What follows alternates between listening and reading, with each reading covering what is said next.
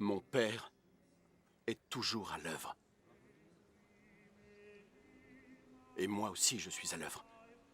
Ces paroles rendirent les autorités juives encore plus déterminées à l'éliminer. Pas seulement parce qu'il avait enfreint la loi du sabbat, mais parce qu'il disait que Dieu était son propre Père, et ainsi il se faisait l'égal de Dieu. Alors Jésus leur déclara: « En vérité, je vous le dis, le Fils ne peut rien faire par lui-même. Il fait seulement ce qu'il voit son Père faire, et ce que fait le Père, le Fils le fait aussi. Car le Père aime le Fils et lui montre tout ce qu'il fait lui-même. Il lui montrera des œuvres encore plus grandes à faire, et vous tous ici en serez étonnés. Tout comme le Père relève les morts et les rend à la vie, de la même façon, le Fils donne la vie à qui il veut. Le Père ne juge personne lui-même.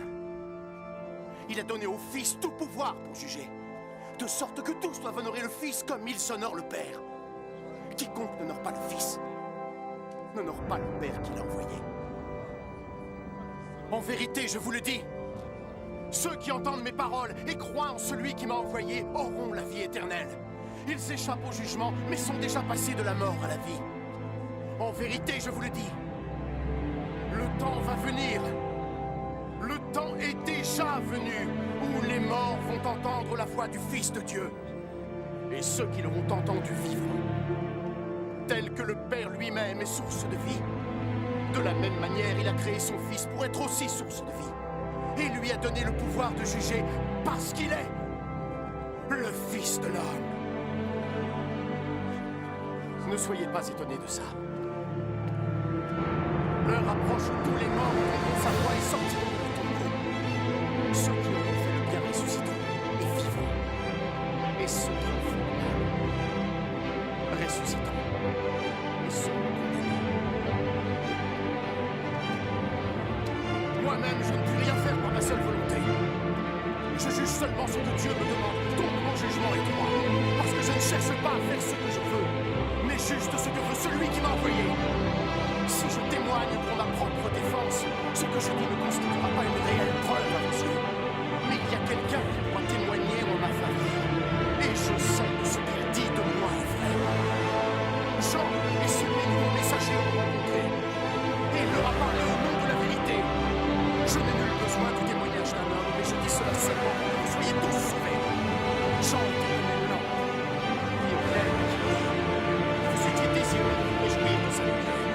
Mais j'ai en ma faveur un témoignage plus grand que celui de Jean. Ce que je fais, c'est-à-dire les actions que mon Père m'a chargé d'accomplir, ces actions parlent en ma faveur et montrent que le Père m'a envoyé. Et le Père qui m'a envoyé également témoigne en ma faveur. Vous n'avez jamais entendu sa voix ni vu son visage. Mais vous ne portez pas son message dans vos cœurs, parce que vous ne croyez pas en celui qui vous a envoyé. Vous étudiez les Écritures, parce que vous pensez sans doute y trouver la vie éternelle. Mais ces mêmes Écritures parlent de moi. Pourtant, vous n'êtes pas prêt à venir à moi pour recevoir la vie.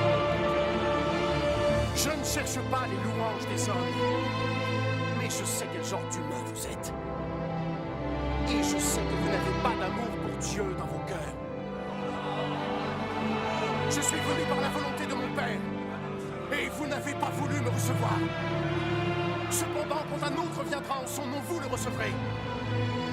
Vous aimez tant recevoir des éloges les uns des autres, mais vous n'essayez pas d'avoir la reconnaissance divine qui vient de lui seul. Ainsi, comment pourriez-vous me croire? Cependant, ne pensez pas que je serai celui qui vous dénoncera, mon Père. Moïse, en qui vous avez mis tous vos espoirs, est celui qui vous accusera. Si vous aviez vraiment cru en Moïse, vous auriez cru en moi, parce qu'il a écrit à mon sujet. Mais puisque vous ne croyez pas ce qu'il a écrit, comment alors pouvez-vous croire ce que je dis?